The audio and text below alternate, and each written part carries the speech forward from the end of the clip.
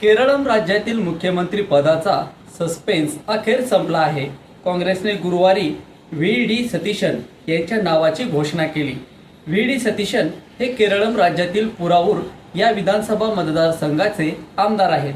आसाम, पश्चिम बंगाल, केरळम, तामिळनाडू आणि पुदुच्चेरी या 5 राज्यातील निवडणुका झाल्या. 4 राज्यातील मुख्यमंत्र्यांनी शपथ घेतली, पण केरळम राज्यात मुख्यमंत्री पदासाठी मुहूर्त लागत नव्हता. गेल्या अनेक दिवसांपासून या पदासाठी चर्चेची गुऱ्हाळच सुरू होती. या स्पर्धेत के सी वेणुगोपाल, रमेश चेन्निथला आणि व्ही डी सतीशन हे होते. अखेर सतीशन यांचे नाव समोर आले.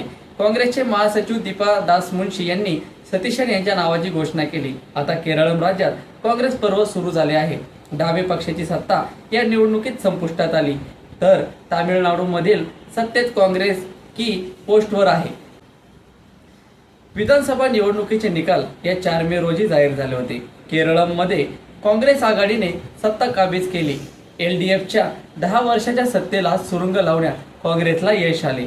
काँग्रेसला केरळमध्ये 63 जागा मिळाल्या. याशिवाय CPI पक्षाला 26, IUML पक्षाला 22, CPI पक्षाला 8, KEC पक्षाला 7, RSP पक्षाला 3 जागा मिळाल्या, तर इतर खात्यात 11 जागा मिळाल्या.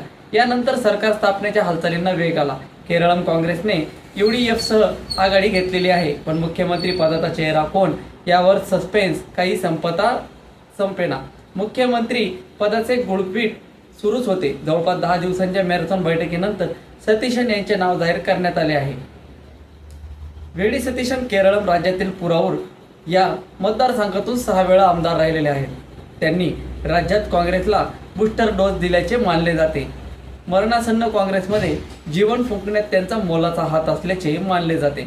1990च्या दशकात विद्यार्थी दशेपासूनच त्यांनी राजकीय प्रवासाला सुरुवात केली. केरळच्या विद्यार्थी युनियन आणि युथ काँग्रेसमध्ये त्यांनी मोठी भूमिका निभावली. सतीशन यांची संघटनेवर मजबूत पकड असल्याचे मानले जाते. ते एक आक्रमक नेते आहेत. त्यांच्या भाषणाची केरळमध्ये तरुणाईला भुरळ पडलेली आहे. आक्रमक संवादफेक हे त्यांचे वैशिष्ट्य मानले जाते. 2021 ते 2026 या कालावधीत ते केरळम विधानसभेचे विरोधी पक्ष नेते होते. तर मित्रांनो, तुम्हाला ही माहिती आवडल्यास नक्कीच आपल्या पेजला फॉलो करा, यूट्यूब चॅनलला सबस्क्राईब करा आणि असेच नवनवीन व्हिडिओ बघण्यासाठी आमच्यासोबत संपर्कात राहा. भेटू पुढील व्हिडिओमध्ये. तोपर्यंत धन्यवाद.